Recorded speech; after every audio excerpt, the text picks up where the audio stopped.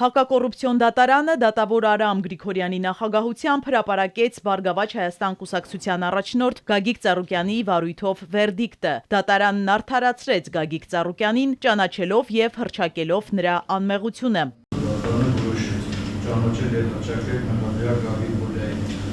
Ծառուկյանի անմեղությունը հայկական օրենսգրքի 64 մասում Պաշտպան Երեմ Սարգսյանը մեկնաբանեց դատարանի որոշումն ու անդրադարձավ վարույթի ընթացքին, որը տևել էր շուրջ 6 տարի։ Մենք ամբողջ process-ի ընթացքում նշում էինք, որ որևէ հանցագործություն պարոն Ծառուկյանը չի կատարել եւ նա չի կարող մեղադրվել եւ դատապարտվել։ Իրականում նաեւ պետք է տեղեկացնեմ, որ քրեական պատասխանատվության ենթարկելու վաղեմության ժամկետներն էլ էր անցել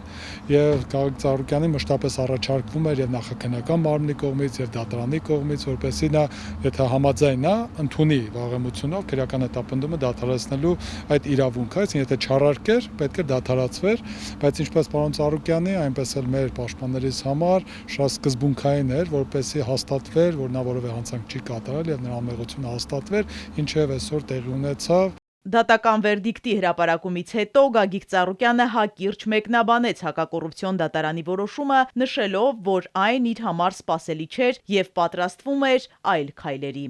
2600 հոգու 110 հատ քննիչ դնում է, որ քննություն կատարեն, ու որևիցե մեկը Ծառուկյանի անունը չի տալի, ու Ծառուկյանը դեռ կապ չունի կաշառք տալու։ Այսինքն ես պատրաստվել եմ, իհարկե ես չէի հավատում, սպասում եմ, որ Եվրոդատարան պետք է դիմենք։ Սակայն դատարանի որոշումից զատ առաջարկ Հայաստանին նախագծով խորհրդարանական ընտրություններին մասնակցող Գագիկ Ծառուկյանին լրագրողները նաև ներքաղաքական հարցեր ունեին, որոնք վերաբերում էին Հայաստանի անվտանգությանը։ Այսօր իմ օզածը, իմը, որ ես նայելով, տեսնելով, զգալով, որ իմ հայրենիքը սիրում եմ, իմ երկիրը, իմ ժողովուրդը, ամեն ինչ անում եմ իմ երկրի, իմ ժողովրդի համար, ես ինձ որ լավը զգամ, իմ թողած, իմ երեխաները, իմ ժողովուրդը ընկճված չզգա, պարտված չզգա, ուզում եմ մի հատ հասկանամ, ես այն օրն էլ հարցազրույց տվել եմ, խաղաղությունը նա է, որ Ադրբեջանը բոլոր սարերի վրա նստած զենքով, զորքով, թելադրանքով, որ ես պտի տակ,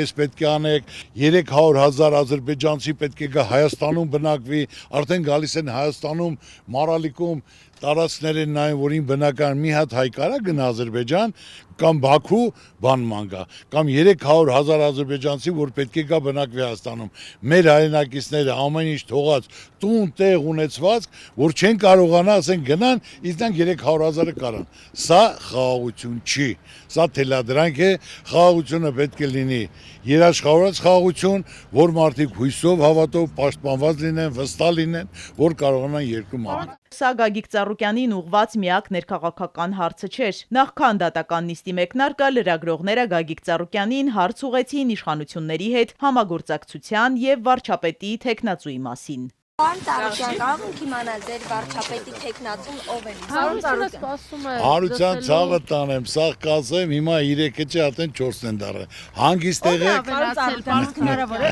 գործող իշխանության հետ համագործակցեք։ Բացառված է, ուրիշ բան ունեք հարցնել։ Այսօր տապանում որ ուժերն են վերջնական այս պայծրությամբ, քաղաքական նոյան տապանում որ ուժերն են մեկտեղվել։